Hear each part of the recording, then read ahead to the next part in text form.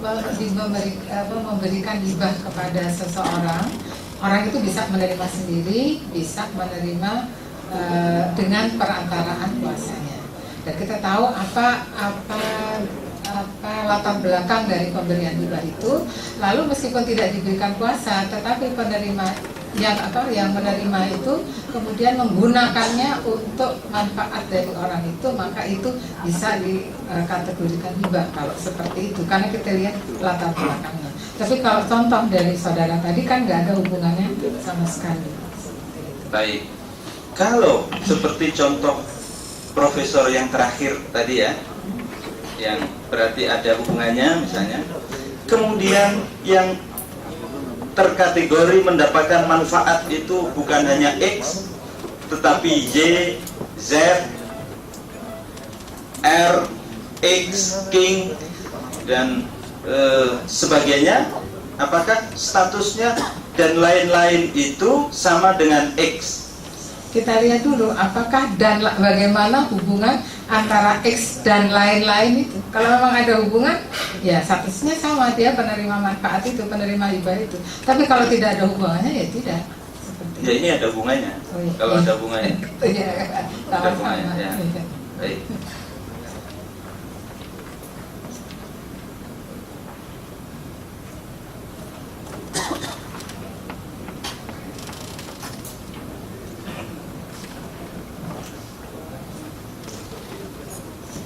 Kalau saudara ahli, kalau ada seseorang menerima, ini mengikuti Pak JPU ini, menerima pinjaman mobil, seseorang menerima pinjaman mobil, kemudian menerimanya dan memanfaatkannya setelah orang itu menyatakan mundur dan bahkan menerima SK pemberhentian yang bersangkutan sebagai penyelenggara negara, apakah itu masuk dalam kategori pemberian? Barangkali ke profesor, dua-duanya kan sama-sama profesor. Ya, kalau saya dengan tegas saya menjawabkan ya, karena tadi ketika saya menjawab pertanyaan dari majelis yang mulia bahwa yang namanya corak kesengajaan sebagai kemungkinan punya derivat, satu dolus antecedens, satu dolus subsequent. Dolus yang ditanyakan oleh saudara terdakwa itu adalah dolus subsequent. Jadi menerima tetapi tidak digunakan nanti kalau sudah baru kemudian digunakan. Itu dolus subsequent. Jadi dolus yang terjadi ketika sesudah fakta itu, jadi ada suatu itikat baru setelah fakta itu terjadi, masuk dalam dolus subsequent. Memang itu perluasan ya, perluasan terhadap kesengajaan sebagai kemungkinan. Demikian. Bukan cerita seperti itu maksudnya. Ini mohon maaf, saya sederhanakan, lebih sederhana lagi. Ya. Kalau ada seseorang ya, dia sudah mundur, ya, kemudian dari proses mundurnya itu diberhentikan menjadi penyelenggara negara dengan SK resmi ini, ya kan? Setelah mundur kemudian terima SK resmi, nah bulan depannya nih, kemudian menerima pinjaman mobil, apakah itu dalam kategori pemberian? Dalam konteks dolus subsequent bisa, karena dapat saja apa yang dia terima setelah dia menyatakan berhenti sebagai penyelenggara itu adalah akibat sesuatu yang dia lakukan pada saat dia menjabat sebagai penyelenggara negara. Kalau ini tidak ada kaitannya dengan posisinya sebagai penyelenggara negara. Kalau tidak ada, berarti tidak ada hubungan kausalitas di situ, maka tidak ada di situ. Kalau tidak ada hubungannya? Tidak ada hubungannya, berarti tidak ada.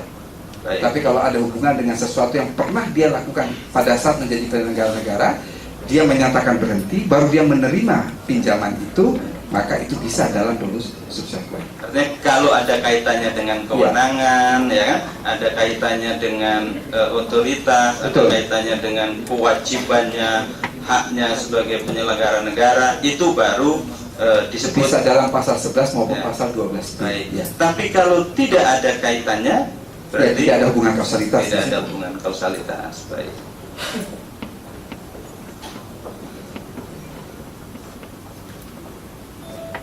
Kalau profesor bagaimana? Sama keterangannya? Sami nggih?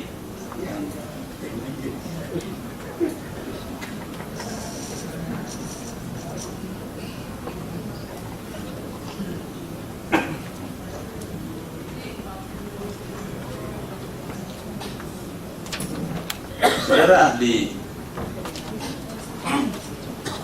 kalau ada seseorang membeli mobil, berniat membeli mobil, kemudian memberikan uang muka atau DP kepada seseorang A, ya, A mau beli mobil, kemudian A itu menyerahkan uang muka kepada B, ya kan, untuk pembelian mobil itu. Kemudian B yang mengurus secara teknis, ya, pembelian mobil itu, ya. Apakah ini disebut sebagai pemberian B kepada A? Begini, yang mau berniat membeli mobil A, Betul. yang memberikan DP A. atau B? A. Ya. Yang berniat B yang ngurus. B yang ya. ngurus. Terus Terus, apakah- maaf, saya lanjutkan. ya. Kemudian B itu menalangi sebagian sehingga transaksi jual beli mobil itu terjadi, ya kan? Kemudian mobil itu berpindah, berpindah kepemilikan, ya kan? Ya. Menurut ahli, apakah ini disebut sebagai pemberian B kepada A? Itu tergantung bagaimana perjanjian itu terjadi. Jadi kalau memang itu diberikan perintah untuk mengurus itu untuk dan atas nama si calon pembeli si A, maka di sini harusnya B itu bertindaknya bukan karena diri sendiri tapi untuk kepentingan A. Mungkin dia memberikan itu hanya untuk memperlancar supaya proses yang dikehendaki jadi jual beli itu selesai seperti itu. Jadi ini hanyalah satu pemberian talangan itu aja dari si B gitu.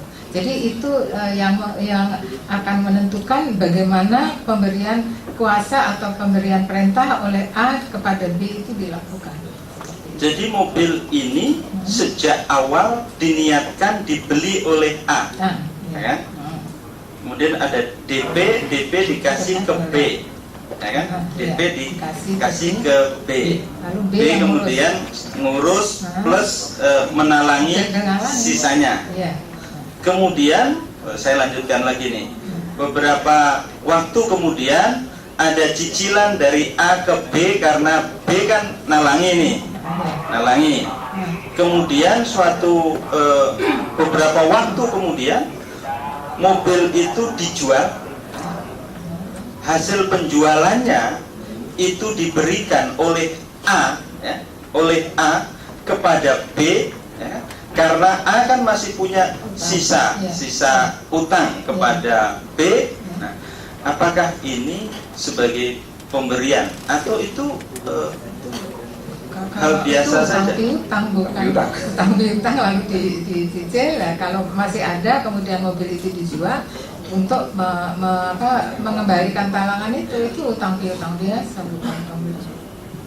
Kalau ya hasil penjualan mobil itu plus DP cicilan, hasil penjualan mobil itu lebih besar bahkan dari yang ditalangi, itu boleh tidak? Ya, tidak ada hal yang melarang, itu boleh saja. Jadi yang dikembalikan itu untuk utang piutangnya, selebih dari itu ya pemberian, namanya hibah material aja. Baik.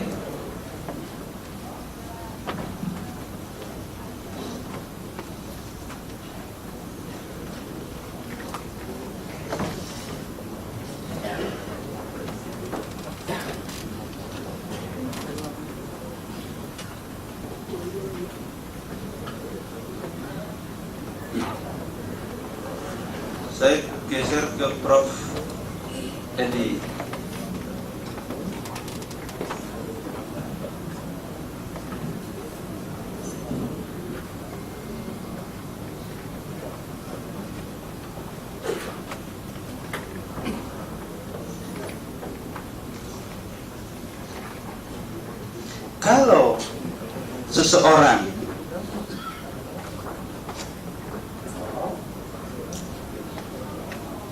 Kalau seseorang didakwa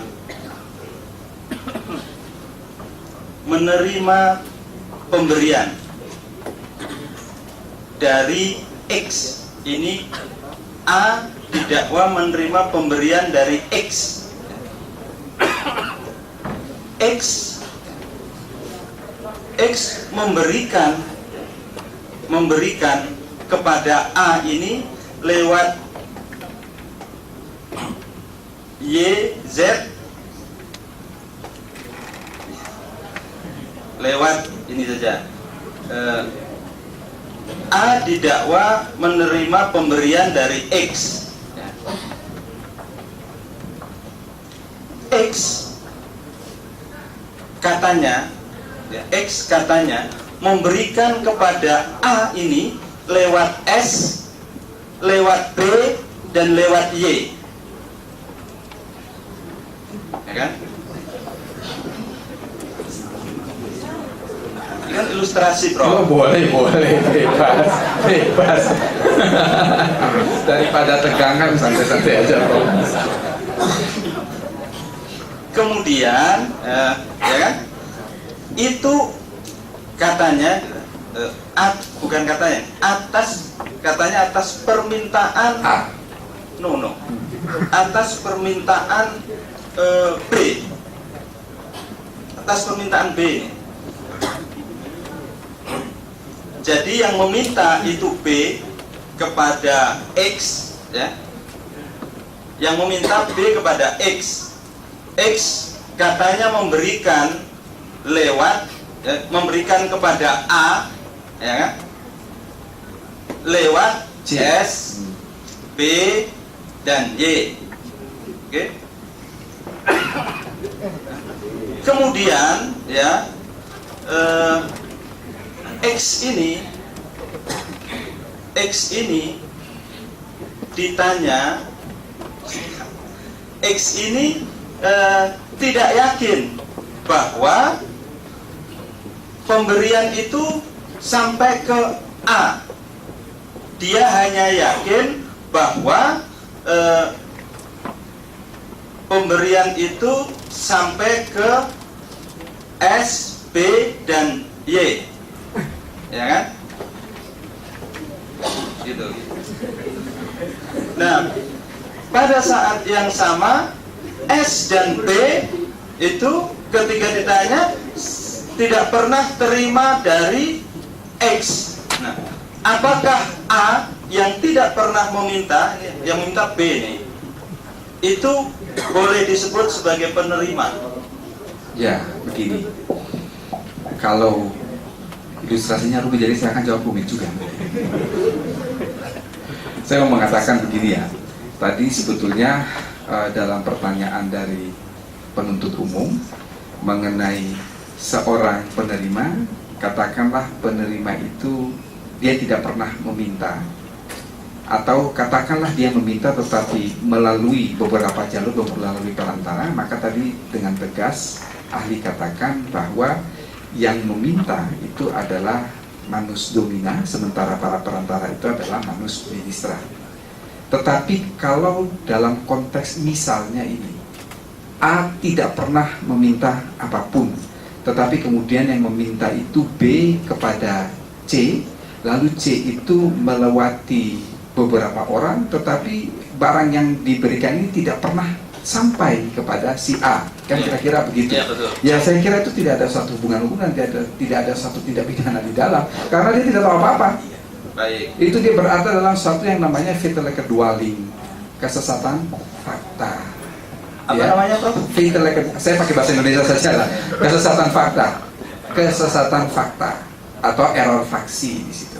Ya, jadi misalnya saya ini tidak pernah meminta apapun dan barang yang katanya diberikan oleh si ABC tidak pernah sampai ke tangan saya, kan berarti tidak ada apa-apa di situ.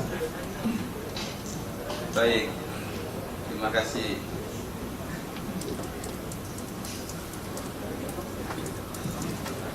Jadi, kerja keras ini merumuskan kalimat ini, Prof.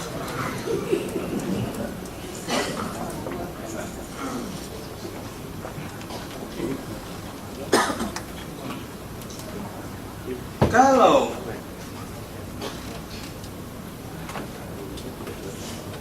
seseorang dikatakan atau didakwa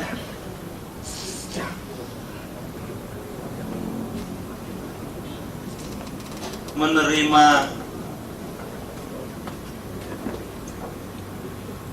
sejumlah X,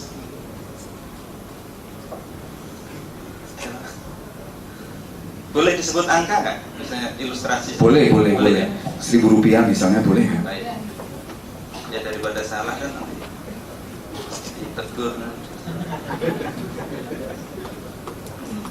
Kalau seseorang didakwa menerima 1.000 rupiah, kan? Dan 5 US dollar, 1.000 rupiah dan 5 US dollar,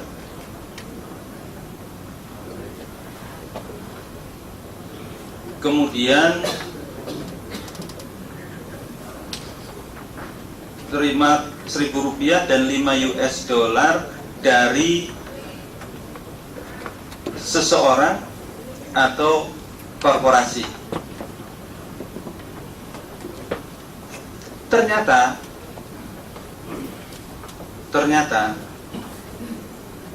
yang didakwakan diterima itu kembali utuh kepada seseorang atau korporasi itu, bahkan seseorang dan korporasi itu malah dapat tambahan sisa yang lain lagi. Apakah itu boleh disebut sebagai penerimaan kepada seseorang itu? Begini, jadi kita melihat dalam konteks yang ada dalam pasal 11 maupun 12A, 12B, sebetulnya kan tidak mempersoalkan mengenai nilai atau suatu nominal. Tetapi inti dari pasal-pasal tersebut ada yang dimasukkan dengan passive bribery, bahwa ketika dia telah menerima sesuatu yang itu kemudian akan mempengaruhi dalam jabatannya atau kewenangannya atau bertindak untuk melakukan atau tidak melakukan sesuatu, tetap itu masuk di dalamnya. Saya kira tadi ini yang kemudian ditanyakan oleh majelis yang mulia ketika bertanya ini gimana misalnya suatu negara diuntungkan dari suatu kejahatan. Saya dalam konteks pidana kan mengatakan itu tetap salah. Bukan konteks itu, Prof. Ini seseorang dituduh terima 1.000 rupiah dan 5 dolar, ya kan? Ternyata 1.000 rupiah dan 5 dolar itu tidak diterima, tapi kembali ke yang katanya memberi itu. Iya. Kalau itu tidak ada apa-apa berarti kan ini kan kita bicara dalam konteks pembuktian ya. Jadi kalau apabila intinya begini, apa yang didakwakan dakwah itu kan tidak serta-merta demikian, harus ada suatu uraian cerita, harus ada hubungan kausalitas antara satu dengan yang lain sampai pada kesimpulan si A itu dia memenuhi unsur delik. Itu adalah memang tugas untuk membuktikan. Kalau sepanjang itu tidak bisa dibuktikan, kita kembali melihat apakah itu unsur itu secara kumulatif ataukah alternatif. Kalau itu unsur secara kumulatif, maka satu saja tidak terpenuhi, maka semua unsur tidak terpenuhi pasal tersebut. Tetapi kalau itu bersifat alternatif, yang satu tidak dipenuhi, bisa saja yang lain terpenuhi. Jadi kalau didakwa menerima sesuatu padahal dia tidak pernah menerima, ya berarti tidak terbukti, intinya kan begitu. Baik, bahkan yang dikatakan diterima oleh seseorang itu kembali ke rekening yang katanya memberi itu. Ya berarti tidak terjadi. Tidak terjadi ya. Baik, terima kasih, Prof.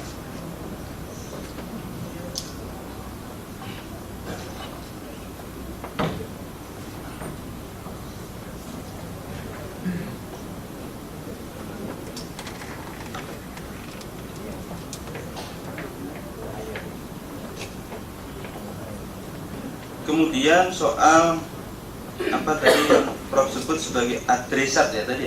Adresat itu subjek hukum yang memang ini oleh suatu undang-undang. Jadi subjek yang bisa dipidana berdasarkan ketentuan dalam undang-undang itu adresat. Baik, tadi menjawab pertanyaan penuntut umum, kalau seseorang sudah ditetapkan sebagai calon terpilih, ya kan, oleh KPU, kan, tapi belum Lantik. Belum, kalau maaf ini istilahnya di undang-undang, belum melakukan pengucapan sumpah janji. Nah, kata ahli tadi itu identik dengan penyelenggara negara ya? Ya.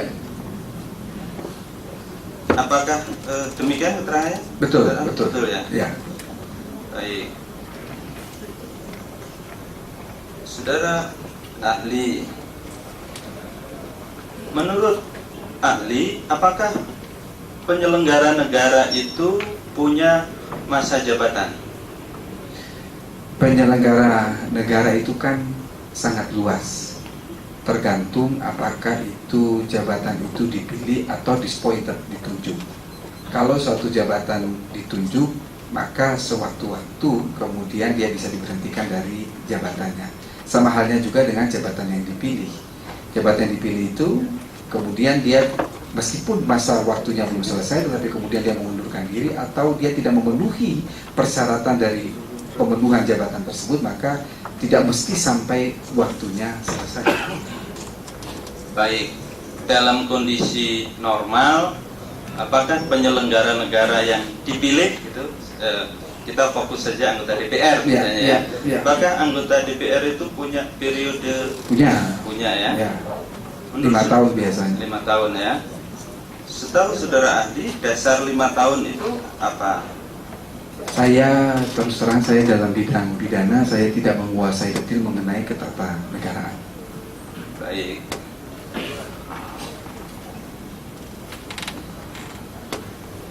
Dalam undang-undang MD3 atau undang-undang Susduk dulu dikenalnya, itu ada masa jabatan. Masa jabatan itu adalah sejak pengucapan sumpah janji dan berakhir ketika ada pengucapan sumpah janji anggota DPR periode sesudahnya. Jadi berarti persis 5 tahun ya. Menurut ahli, apakah penyelenggara negara itu punya hak dan kewajiban? Punya hak dan kewajiban, mestinya diatur dalam undang-undang AKUO ya. Baik. Apakah penyelenggara negara itu punya kewenangan? Ya. Baik. Menurut ahli, sejak kapan tugas, kewajiban dan kewenangan itu melekat pada seorang penyelenggara negara? Kalau kita dalam konteks administratif, berarti pada saat dia diucapkan sumpah dan dilantik itu. Baik. Jadi sebelum yang bersangkutan atau seseorang itu belum mengucapkan sumpah janji, tidak melekat hak, kewajiban, dan kewenangan. Apakah termasuk tentang fasilitas? Kalau fasilitas tidak demikian, karena harus dibedakan jabatan dan kewenangan di dalam ranah administratif dan penyelenggara negara dalam konteks dia telah memiliki kualitas seperti itu. Contoh konkret, Jokowi sudah dikawal dengan pas pampres, padahal dia hanya baru sebagai presiden terpilih, dia belum punya kewenangan apapun. Inilah saya mau larikan ini dalam konteks pidana. Kita punya ada salah satu putusan Mahkamah Agung nomor 1 tahun 1955 tanggal 23 Desember dalam forum privilegiatum, ya, dengan terdakwa waktu itu Jody Gondokusumo, mantan Menteri Kehakiman. Itu ada 2 orang pembantu, ini pembantu itu diidentikan dengan penyelenggara negara, dan pembantu ini bukan, maaf ya, PRT yang tinggal di rumahnya di pavilion Jody sebagai Menteri Kehakiman.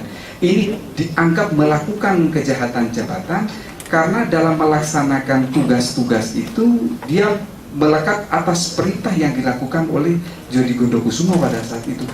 Jadi sekali lagi dia dalam kualitas pribadi di situ, dia tidak ikut pemilihan dan lain sebagainya, tetapi dalam tindakan dia sehari-hari dia dimasukkan dalam kejahatan jabatan. Ini kalau dalam konteks teori kita namakan sebagai ajaran pernyataan yang ekstensif, dan ini memang pertama kali berada dalam putusan Mahkamah Agung tahun 1955.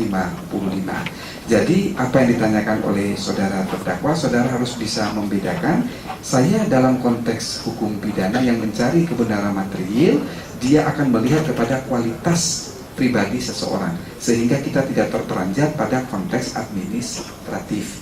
Bicara kewenangan, bicara tugas pokok dan lain sebagainya, betul, orang tidak bisa melaksanakan segala sesuatu sebelum dia dilantik. Jokowi tidak bisa mengangkat menteri saat ini, tetapi dia sudah mendapat pengawalan ibarat seorang presiden, padahal dia belum mengucapkan sumpah. Dalam kasus Pak Jody Gondokusumo, Jody Gondokusumo, waktu itu Pak Jody statusnya sebagai apa? Menteri ya?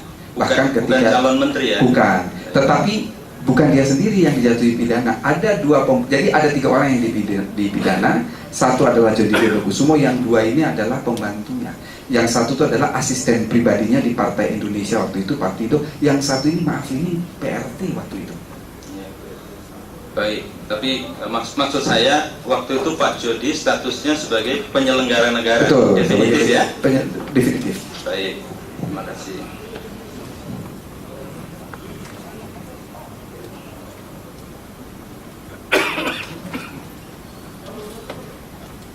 Saudara ahli,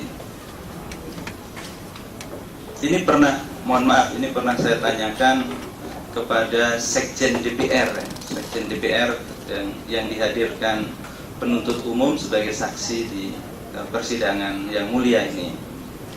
Saya tanyakan, sejak kapan seseorang disebut sebagai anggota DPR sejak mengucapkan sumpah dan janji sebagai anggota DPR. Kalau sebelum itu bukan, kata Sekjen DPR ya. Tentu ini bukan saya tanyakan kepada saudara ahli. Kalau seseorang itu tidak sedang dilekati hak, kewajiban, dan kewenangan, apakah kepada yang bersangkutan boleh dimintai pertanggungjawaban seakan-akan dia mempunyai hak, kewajiban, dan kewenangan? Selama dia dalam status sebagai seorang pejabat publik, ya. Meskipun dia tidak sedang bertindak sebagai dalam kapasitas jabatannya. eksepsi ini pernah dilakukan oleh penasihat hukum dalam kasus pengeboman Cikini terhadap Presiden Soekarno. Waktu itu eksepsi dari penasihat hukum tidak boleh diadili di pengadilan militer karena Soekarno datang di sekolah Cikini itu bukan sebagai presiden tapi sebagai orang tua dari Megawati dan Guntur waktu itu. Itu dibantah dan berdasarkan putusan setelah waktu itu menyatakan bahwa tetap karena yang namanya seseorang sebagai pejabat publik itu 24 hours 24 jam meskipun dia dalam keadaan itu bertindak tidak sebagai dalam kapasitas jabatan. Misalnya dia menikahkan anak, itu kan KPK suka meriksa tuh box-box ini sesuai dengan aturan atau tidak, karena tidak bisa dipisahkan dia sebagai seorang pejabat publik meskipun dia bertindak dalam kapasitas pribadi. Baik, pada saat itu Bung Karno dalam status definitif sebagai presiden, ya. Betul ya? Bukan calon presiden terpilih Bukan, ya? bukan. Baik, Saudara ahli, tadi saudara ahli menyebut Pak Jokowi sekarang sebagai calon presiden terpilih ya, terpilih sudah ditetapkan KPU, kemudian bahkan lewat sidang MK. Kalau saya sebut MK, Pak Firman agak begini. Soalnya kalah.